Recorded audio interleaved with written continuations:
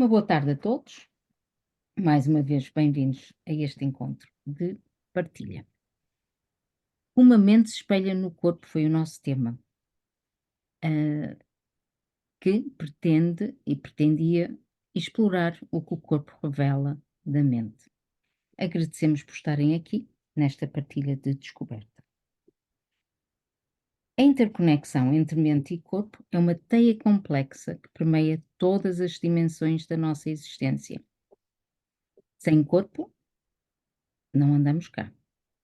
Compreender esta interconexão enriquece o nosso conhecimento e desempenha ainda um papel vital na tomada de consciência para a promoção de uma vida saudável e equilibrada. Esta complexa relação entre mente e corpo tem sido objeto de reflexão e estudo ao longo do tempo e foi o nosso foco nos nossos encontros. Na primeira e segundo dia, diremos, abordamos os fundamentos da relação mente-corpo, ou seja, começamos com as raízes filosóficas e culturais no primeiro dia e no segundo dia falamos sobre as teorias psicológicas e biológicas ao longo do tempo. Hoje vamos fazer? Vamos fazer a integração mente-corpo e vamos abordar um pequeno resumo dos fundamentos científicos importantes para as pessoas que não estiveram cá, os resultados de investigação nesta área e a forma como o corpo reflete a mente, ou seja, a linguagem do corpo. Então, começamos com uma breve revisão das teorias biológicas mais importantes e começamos com as bases neurobiológicas, ou seja, o sistema nervoso central, em que o cérebro desempenha um papel central na integração das experiências mentais e físicas, como já vimos. O sistema nervoso periférico, que inclui o sistema nervoso autónomo, simpático e parasimpático, e que regula as funções automáticas do nosso corpo. Os neurotransmissores, que são cruciais na regulação tanto das respostas emocionais quanto das funções físicas do corpo, influenciadas por pensamentos, experiências emocionais e pelos estímulos ambientais. As hormonas e o seu papel na regulação e equilíbrio emocional e física. Falamos ainda do eixo intestino-cérebro, o sistema nervoso entérico, também conhecido como o nosso segundo cérebro, que está presente no trato gastrointestinal, tem uma estreita comunicação bidirecional com o cérebro e desempenha um papel importantíssimo na regulação emocional. Falamos ainda de neuroplasticidade. A capacidade do cérebro de se adaptar e reorganizar estrutural e funcionalmente em resposta às experiências é central na interação dinâmica entre experiências mentais e mudanças físicas no cérebro. Todos sabemos, por exemplo, que se alguém fica sem um braço, o cérebro vai fazer alterações a nível dos hemisférios, ou do hemisfério pelo menos correspondente, para compensar essa falha e permitir o desenvolvimento do outro braço. Falamos ainda de epigenética, que explora como a experiência pode influenciar a expressão de genes, conectando os eventos mentais a mudanças físicas no nível genético. Em termos de áreas de estudo, a psicossomática veio explorar a influência das emoções e do stress na saúde física, destacando a conexão entre os estados mentais e as condições médicas. O grande área de estudo mais recente que já abordamos é a psiconeuroimunologia. A psiconeuroimunologia destaca a interação bidirecional entre a mente, psicologia, o sistema nervoso, neurologia, e o sistema imunológico. Aqui, os neurotransmissores, que são substâncias químicas do cérebro, que transmitem os sinais entre os neurónios, e as citocinas, substâncias envolvidas na resposta imunológica, que são mediadores importantes na interação mente-corpo-sistema imune.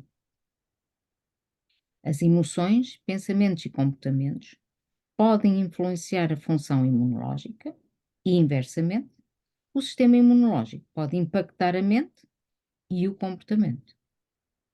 As condições de saúde mental, como a depressão e a ansiedade, têm sido associadas a perturbações autoimunes e inflamatórias, como vamos ver nos estudos que vamos apresentar. Outra das áreas que falamos é o conceito de placebo e nocebo. E sabemos que os fenómenos de placebo e nocebo, onde a expectativa e a crença do indivíduo pode influenciar significativamente, a bem e a mal, a eficácia dos tratamentos e até mesmo a experiência de sintomas físicos. Ok? Por isso, as bases neurobiológicas que já abordamos anteriormente. Vamos então ver agora os fatores psicológicos e as alterações estruturais cerebrais nas investigações que têm sido feitas. Na investigação neurobiológica do trauma da infância, já foi identificada evidência de alterações na estrutura, atividade e conectividade cerebral. Os estudos neurobiológicos e da neuroimagem mostram alterações estruturais em consequência de trauma na infância, entre os quais alterações do volume do córtex pré-frontal e no hipocampo. Os estudos também mostram alterações funcionais no processamento de emoções, no córtex cingulado anterior, na amígdala e no hipocampo, e alteração nas funções executivas no córtex pré-frontal e gânglios basais. Além disso, os estudos comprovam que o sofrimento psicológico e emocional devido à exposição e experiências adversas na infância, Boa noite. eventos adversos de vida ou estressores traumáticos podem causar trauma psicológico ou perturbação de stress pós-traumático, tristeza patológica e depressão. Isto está comprovado pelos estudos mais recentes. O trauma psicológico, o luto e a depressão podem desencadear a psicopatologia, causando alterações no funcionamento neuropsicológico, no processamento cognitivo, na regulação emocional e na adaptação, entre outros processos psicológicos. Os estudos científicos mais recentes também comprovam a associação de fatores psicológicos de trauma, de luto e depressão, a doença física, nomeadamente a taxas mais altas de doenças autoimunes, do síndrome metabólico, da doença cardíaca, muito ligada, por exemplo, a situações de depressão, doenças respiratórias e alguns tipos de cancro. O risco está associado a alterações fisiológicas nos sistemas neural, imunológico, neuroendócrino e cardiovascular. Vamos agora então à linguagem corporal. A linguagem corporal expressa emoções que conhecemos e à qual respondemos, mas também, por vezes, expressa aquilo que pouco compreendemos ou pouca consciência temos. Vamos começar com a expressão facial e as emoções. As expressões faciais, como franzir a testa, sorrir, ou levantar as sobrancelhas, são formas primárias de comunicação emocional. Por exemplo, se olharem, deixem-me só ver aqui como é que eu vejo isto, que eu não estou a ver o quadro.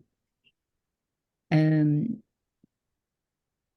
por exemplo, conseguem reconhecer algumas destas expressões? Qual delas Uhum. é que é de tristeza? Qual delas é que é de alegria? Qual delas é que é de medo?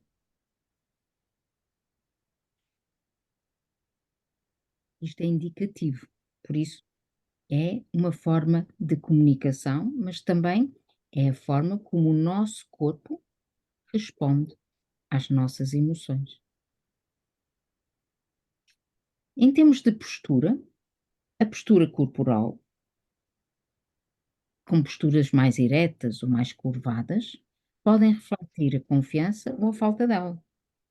Pessoas confiantes geralmente mantêm uma postura mais ereta, enquanto a falta de confiança pode ser expressa através de gestos de retração ou uma postura mais encurvada. Também os movimentos oculares podem ser indicativos de processos cognitivos internos, como lembrança, em que se olha para cima e para a direita, ou a construção em que estamos à procura de uma resposta, em que se olha para cima e para a esquerda, ou o acesso sensorial em que se olha para baixo e para a direita. Isto é muito estudado, por exemplo, nas microexpressões faciais, que são expressões faciais muito breves e involuntárias, que revelam emoções verdadeiras. Estudar as microexpressões podem fornecer insights sobre os sentimentos que uma pessoa está a tentar ocultar. Também os nossos gestos são muito importantes em termos de comunicação. Os gestos como acenar, o balançar a cabeça, ou cruzar os braços, ou tocar no rosto, podem ser indicadores de atitudes, de concordância, ou de desconforto, ou de nervosismo, e por vezes até a pessoa pode estar a dizer uma coisa e mostrar outra pelo gesto. O toque e a proximidade da pessoa também podem indicar níveis de conforto, de intimidade ou até mesmo de desconforto. Para as diferentes culturas, existem normas diferentes em relação ao toque físico e à proximidade. Manipulação de objetos, a forma como a pessoa interage com esses objetos, pode também fornecer pistas sobre o seu estado mental. Por exemplo, agitar as pernas pode indicar nervosismo, enquanto brincar com um objeto pode ser uma forma de aliviar o stress ou também mostrar ansiedade. Vamos agora aos sintomas físicos. Os sintomas físicos expressam as dores internas, os conflitos e traumas inconscientes. Quando evitamos a todo custo lidar com emoções e conflitos difíceis, essas emoções vão ser expressas e ter implicações físicas. Temos mecanismos de defesa que são estratégias psicológicas, inconscientes, usadas para adiar e lidar com essas emoções. Até são protetoras durante um tempo e durante o tempo que precisamos para nos prepararmos para lidar e gerir essas emoções. Só que só é um tempo. Lembrar aqui também, por outro lado, que o corpo também tem memória e por vezes o trauma físico direto no corpo fica no corpo até ser trabalhado fisicamente. Ou seja, o corpo precisa perceber que a dor já passou. Aquilo que normalmente em fisioterapia chamam de dessensibilização. Por exemplo, após uma cirurgia é sempre traumática para o corpo e a memória fica no corpo. Aqui quero só, de facto, lembrar umas considerações importantes em termos de linguagem corporal. A linguagem corporal pode variar significativamente entre culturas. O que é interpretado como positivo numa cultura pode ser interpretado de forma diferente noutra. E temos os padrões individuais. É importante reconhecer que a linguagem corporal pode variar de pessoa para pessoa. Alguns gestos podem ter significado diferentes dependendo da história pessoal e, e das experiências individuais. As manifestações físicas das emoções e dos conflitos internos estão intimamente ligados à experiência individual de cada um, ao inconsciente individual e ao inconsciente coletivo do meio onde cada um está inserido. Por isso, não há uma resposta igual para todos. Ok? Em resumo, as experiências emocionais são acompanhadas por respostas fisiológicas, como alterações na frequência cardíaca, respiração e níveis hormonais. Por outro lado, mudanças nos estados corporais podem influenciar os estados emocionais. Observar a linguagem corporal pode ser uma ferramenta valiosa para compreender melhor as emoções e intenções de outras pessoas, mas é crucial considerar o contexto e a individualidade ao interpretar sinais. Em conclusão, a neurociência vem oferecer insights profundos sobre como os nossos pensamentos e emoções são refletidos em processos neurobiológicos. Conhecer a linguagem da nossa mente no nosso corpo aumenta a nossa consciência dos nossos processos inconscientes. É uma forma de nos conhecermos melhor, aumentar a nossa resiliência, fazer prevenção da doença, promovendo a saúde e o viver melhor. E com isto tenho dito, agora passo a palavra a todos os presentes para as vossas partilhas e perguntas.